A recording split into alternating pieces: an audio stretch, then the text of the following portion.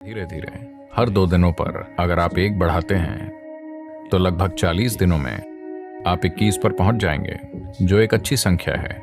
आप देखेंगे कि इससे आपकी काम करने की क्षमता में एक जबरदस्त अंतर आएगा। अगर आपकी बुद्धिमानी, आपकी बुद्धि की तीव्रता को मापने का कोई तरीका हो तो आप अंतर आता हुआ देख पाएंगे, सिर्फ इसलिए कि आप रीढ़ को आराम देने और उसे सक्रिय करने के लिए कुछ आसान सी चीजें कर रहे हैं। आखिरकार जो कुछ भी आप अपने जीवन में करना चाहते हैं उसे लेकर आप में कितनी स्पष्टता है, इसी से सब तय होता है। हमेशा ऐसा होता है, हाँ या ना? अगर आप में स्पष्टता नहीं है तो आप आत्मविश्वास से इसकी भरपाई करने की कोशिश करेंगे। आत्मविश्वास स्पष्टता का एक बहुत ही खराब विकल्प है। यह ऐसे है मानो कोई व्यस्त हाईवे है, गाड़ियां तेज रफ्तार से दौड़ रही हैं, आपकी नजर साफ नहीं है, पर आप में आत्मविश्वास है। आप अपने राशिफल की ओर देख सकते हैं। आप जानते हैं राशिफल? तो आप कह सकते हैं, मेरा राशिफल कहता है मैं 90 साल तक जीऊंगा, मुझे कुछ नहीं होने वाला। और आप शायद रास्ता क्रॉस कर लें। किसी नारे के इस्तेमाल से आत्मविश्वास पैदा कर सकते हैं। आप जय श्री राम कह सकते हैं, जो भी आपकी मदद करता हो। जोर से नारा बोलिए और आगे बढ़ जाइए। यह काम कर सकता है संयोग से या किसी ड्राइवर की करुणा के कारण, लेकिन हर रोज अगर आप इसे आजमाते हैं तो हमें पता है कि आप कहां मिलेंगे। एक दिन शायद आप विश्वास के भरोसे पार चले जाएं। तो आत्मविश्वास स्पष्टता का विकल्प नहीं है। अगर आप कुछ भी सफलतापूर्वक करना चाहते हैं तो आप में स्पष्टता होनी चाहिए, है ना? अगर स्पष्टता लानी है तो सबसे महत्वपूर्ण चीज है आपकी रीढ़ को एक निश्चित अवस्था में होना चाहिए, क्योंकि आपका बोध बड़े पैमाने पर वहीं से तय होता है। देखिए, रीढ़ केवल एक भौतिक पदार्थ नहीं है, इसके द्वारा सूचनाएं भेजी जाती हैं। यह एक गहरा संचार नेटवर्क है। अगर आप इसे खो देते हैं या अगर ये असंवेदनशील हो जाती है तो आप नहीं जानते आप क्या खो रहे हैं।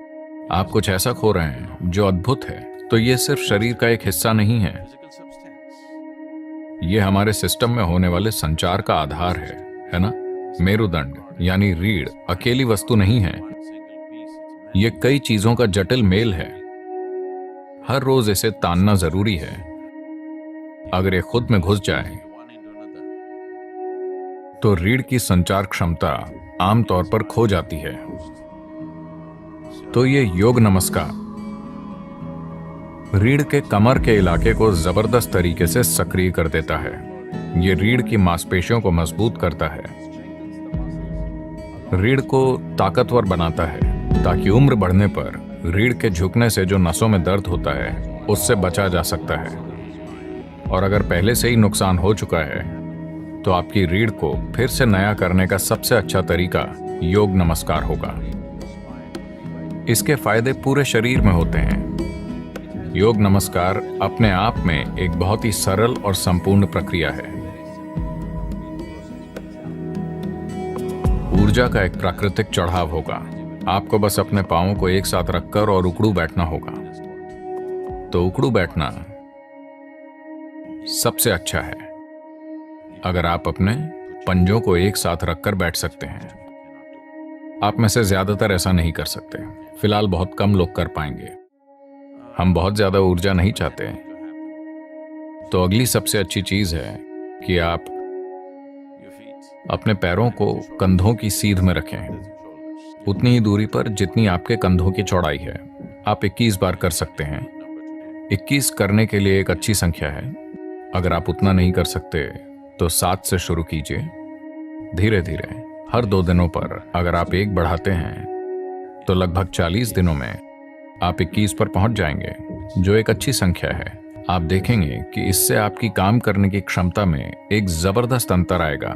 अगर आपकी बुद्धिमानी, आपकी बुद्धि की तीव्रता को मापने का कोई तरीका हो तो आप अंतर आता हुआ देख पाएंगे, सिर्फ इसलिए कि आप रीढ़ को आराम देने और उसे सक्रिय करने के लिए कुछ आसान सी चीजें कर रहे हैं।